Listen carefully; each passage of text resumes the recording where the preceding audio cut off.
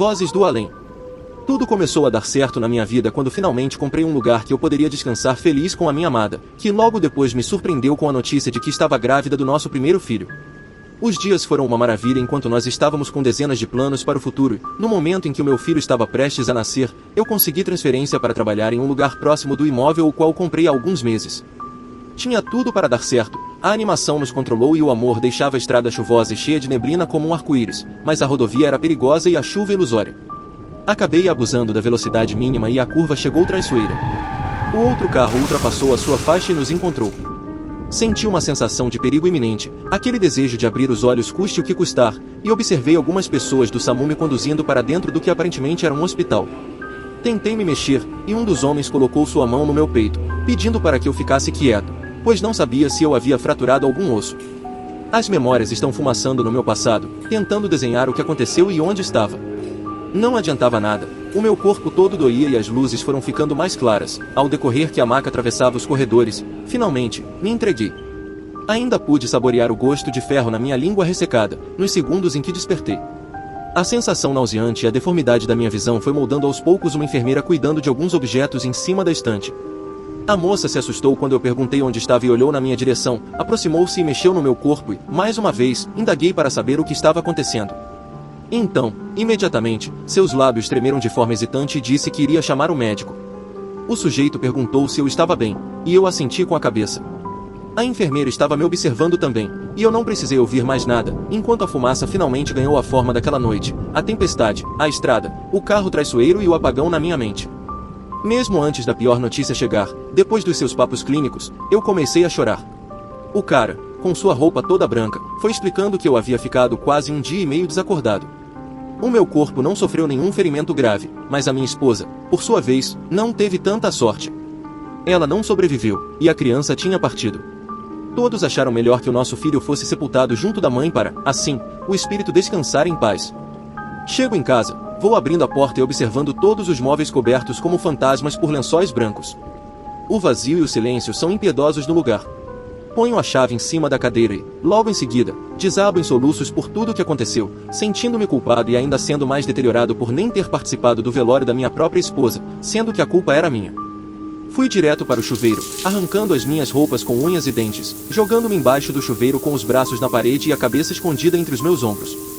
O vapor quente da água começa a me sufocar e o som das gotas domina o box, até que, enquanto os meus olhos estão fechados, batidas, em todos os lados, nas paredes, no teto e no chão, me despertam e eu vejo o meu corpo vermelho como sangue.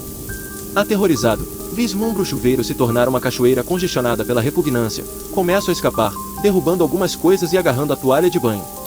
Em frenesia, passo o pano no meu rosto para perceber que está tudo normal. Ainda agitado pelo ocorrido, seja lá o que foi que houve, talvez seja alguma consequência do trauma que passei. Não demoro muito para ir direto ao meu leito, depois de enxugar o meu corpo e remover cada líquido. Nem precisei comer nada, porque a minha consciência não deixaria que tentasse ocupar o vazio no meu estômago. Em poucos minutos, acreditando que finalmente descansaria, aquele estrépito ressurgiu, agora com arranhões e a cama tremendo. Fiquei assustado e, ao me virar para ligar o abajur, vi Kate, a minha esposa, próxima dos meus pés. Estava claramente desesperada, e sua alma atormentada repete várias vezes as seguintes palavras: "O salve antes que seja tarde demais. Por favor, faça alguma coisa." Fico apavorado, minha respiração se torna pesada e difícil. Nos instantes em que finalmente consigo ligar o abajur, próximo à minha cama, meu quarto não tinha nada. Qualquer tipo de intenção de descanso ou sono desapareceu naqueles minutos. Levanto da cama para tentar acalmar a minha mente e minha respiração estava cada vez mais pesada. Sabia que precisava tomar um pouco de ar fresco e fui direto para a varanda, sentando-me na cadeira de balanço. Depois de muito ofegar, comecei a recuperar o domínio dos meus pulmões, mas algo me surpreende mais uma vez, o som do rádio, vindo da sala, e eu nem havia ligado o aparelho, tomou o manejo da situação. Enquanto os meus passos delicados se aproximam, os ruídos, nesse momento em estática, vão se transformando em sons semelhantes aos tormentos de um bebê chorando, uma criança rouca e, aparentemente, desesperada. Claramente estou ficando louco, ainda mais quando tento desligar o aparelho e percebo que não está respondendo e muito menos conectado à tomada. Começo a questionar minha sanidade e parece que tudo está derretendo em minha mente, um pavor traiçoeiro. Tento fugir, mais uma vez pela porta, sinto um calafrio e a temperatura baixando bruscamente no meu cômodo. Saindo do nada, alguém me agarra, pressionando-me contra a parede, enrugando a gola da minha camisa e dizendo que eu preciso ajudar alguém. É a minha esposa falecida, com aparência semelhante à morte, seus olhos esmaecidos, a pele azulada e um cheiro degradante de algo que não deveria estar aqui.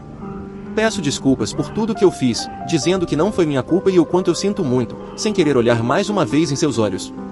Ela, finalmente, desaparece e eu me vejo pressionando meu próprio pescoço com as minhas mãos. Eu mal saí do hospital e não estou bem. A comida não tem o mesmo gosto e todas as vezes que eu fecho os meus olhos, vejo a minha esposa sendo desenhada por fumaças brancas no negrume, desesperada, agoniada, em um lugar apertado e escuro. A criança chora preenchendo todo o vazio com os seus suspiros, até que os meus olhos se abrem nos segundos em que eu imagino conseguir apagar na exaustão. Percebo que não consigo mais fazer nada além de ser atormentado por isso. Quando finalmente reparei os raios do sol aparecendo pelas janelas, as minhas têmporas doeram pelo contato.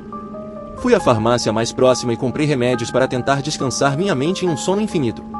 Ao empurrar a quantidade demasiada na minha garganta e preencher com um copo com água, o meu organismo tratava de expulsar. Não importava quantas vezes eu fazia, parecia que algo estava possuindo o meu corpo. Depois de vomitar várias vezes, na intenção de acabar com isso, jogo-me na cama e não existe nada além do silêncio, o meu tormento e a minha cabeça. Os momentos em que tudo fica calado o suficiente, minha cabeça neutralizando a angústia, é quando ela surge. O seu corpo em estado de decomposição, Kate repetindo, enquanto se aproxima, rastejando e machucando cada centímetro em que encosta na minha pele, as seguintes palavras. Ele precisa da sua ajuda. A chuva vai voltar mais uma vez. Você precisa ajudá-lo. Mais uma vez, peço desculpas por tudo que eu fiz, por ter me desvivido e ceifado a vida da nossa criança, como o pior monstro de todos. Seu comportamento espectral fica ainda mais desesperado com as minhas súplicas. Irritada, deu tapas no meu rosto e continuou repetindo as sentenças torturantes. No entanto, dessa vez, no momento de sofrimento, suplicou para que eu cavasse onde estava escondida.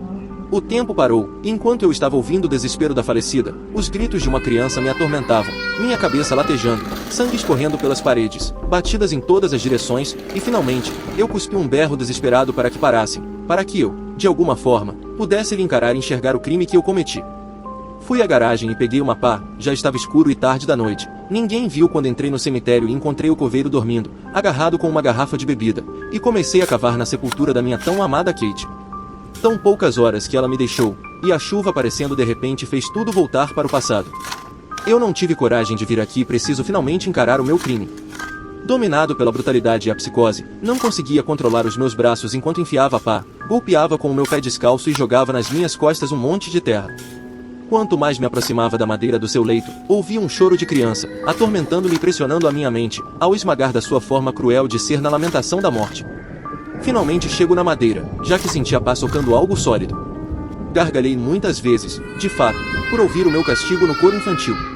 Sem controlar os meus instintos, coloco os dedos, quebrando as unhas em uma adrenalina primata e monstruosa.